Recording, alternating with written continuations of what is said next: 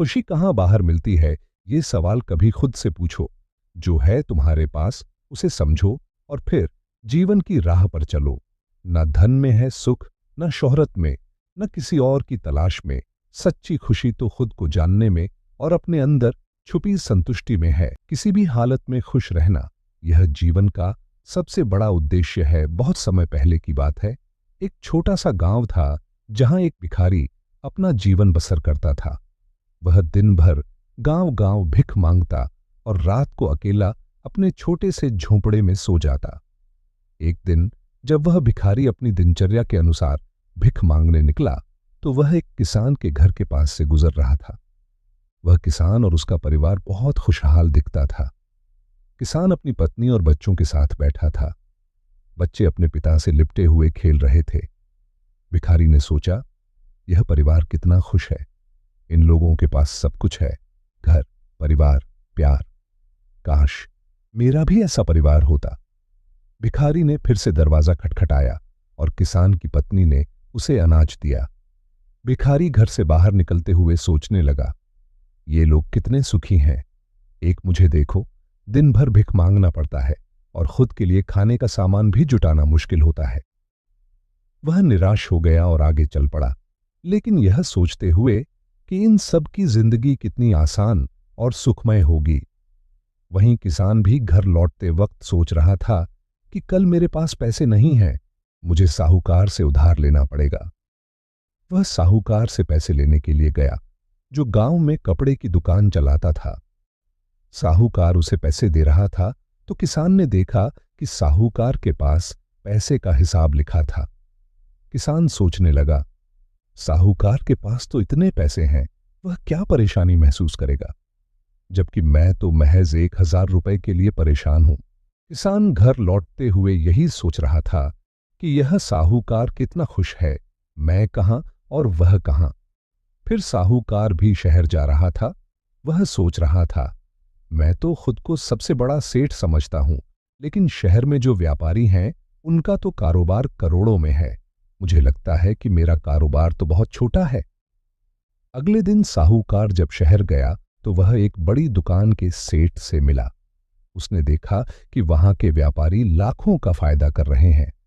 साहूकार सोचने लगा, मैं तो अब तक छोटे पैमाने पर काम कर रहा था, लेकिन ये लोग कितनी बड़ी रकम कमा रहे हैं। साहूकार घर लौटते हुए यह सब सोच रहा था, लेकिन जब वह घर पहुंचा तो उसे खबर मिली कि व्यापार में नुकसान हो गया है और उसे बड़ी चिंता हो गई। यह सोचते हुए कि वह एक बड़ा सेठ बनने की कोशिश कर रहा था, लेकिन असल में उसकी खुशी कहीं खो गई थी। वहीं एक और दिलचस्प बात घटी। राय बहादुर साहब के यहां दावत थी और वह वहां गए। बड़ी बड़ी हस्तियां आई थीं, लेकिन उन्हें भी वही परेशानी महसूस हो रही थी। वह भी अंदर से खुश नहीं थे, क्योंकि उन्हें हर समय दूसरों का ध्यान आकर्षित करने की चिंता रहती थी। उनका मन हमेशा बेचैन रहता था, जबकि उस भिखारी के पास यह सब नहीं था। भिखारी अपने हाथ में डंडा लिए गाते हुए जा रहा था। वह न तो किसी से सम्मान की उम्मीद करता था, न किसी से इज्जत की भीख मांगता था। उसकी जिंदगी सरल थी और वह जिस तरह से जी रहा था वह खुश था। यह कहानी हमें यह सिखाती है कि असली खुशी उस इंसान के पास होती है जो खुद में संतुष्ट होता है। भिखारी की जिंदगी चाहे जितनी साधारण हो, वह खुश था, क्योंकि वह अपनी हालत से संतुष्ट था और वह कभी किसी और की स्थिति को देखकर खुद को दुखी नहीं करता था। इस कहानी का मुख्य संदेश यह है कि हमें दूसरों से तुलना करके खुद को दुखी नहीं करना चाहिए। जो कुछ भी हमारे पास है उसे हमें पूरी तरह से अपनाना चाहिए और उसे अपनी सच्ची खुशी का स्रोत बनाना चाहिए। किसी और जैसा बनने की बजाय अपनी असलियत को पहचानो। एक छोटे से गांव में एक व्यक्ति था जो पत्थर तोड़ने का काम करता था।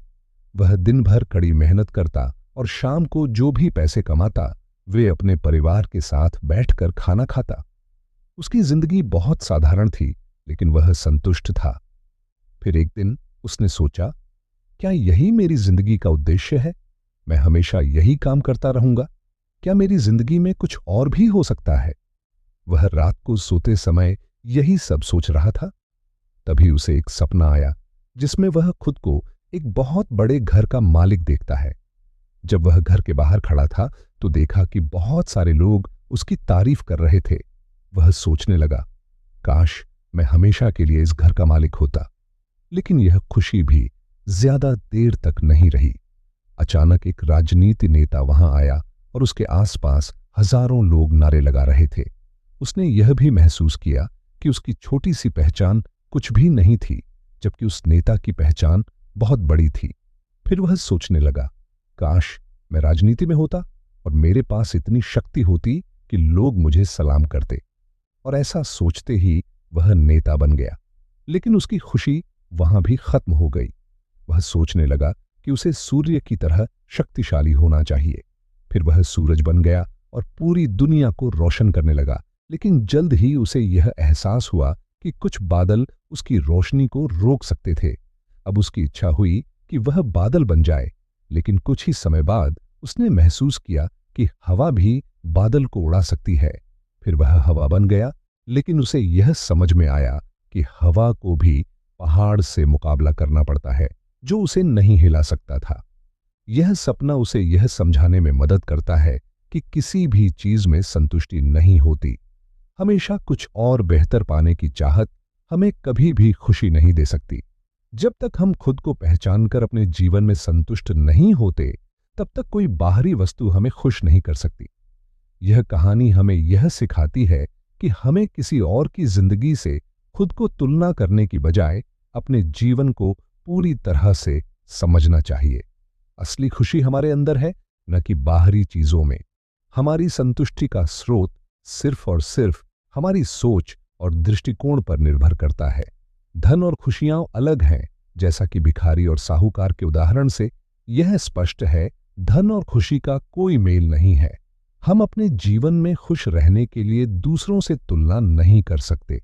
जो चीज हमें कम लग रही है, वही किसी दूसरे के लिए बहुत महत्वपूर्ण हो सकती है। अपनी पहचान बनाओ। हमें अपनी क्षमताओं को पहचानना होगा और अपने जीवन के लक्ष्यों को स्पष्ट करना होगा। जब हम खुद को समझते हैं, तभी हम दूसरों से बेहतर और खुश रह सकते हैं। दूसरों की नकल नहीं, अपनी राह चुनें। यह कहानी हमें यह भी सिखाती है कि हमें किसी और के जैसे बनने की बजाय अपनी राह पर चलना चाहिए। हमें यह स्वीकार करना चाहिए कि हम जैसे हैं वैसे ही अच्छे हैं और हमें अपनी अच्छाई को पूरी तरह से पहचानना चाहिए।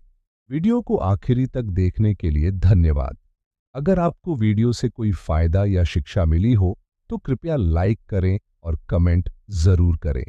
अगर आप हमारे चैनल पर हैं तो सब्सक्राइब करके हमारे साथ जुड़ जाएं।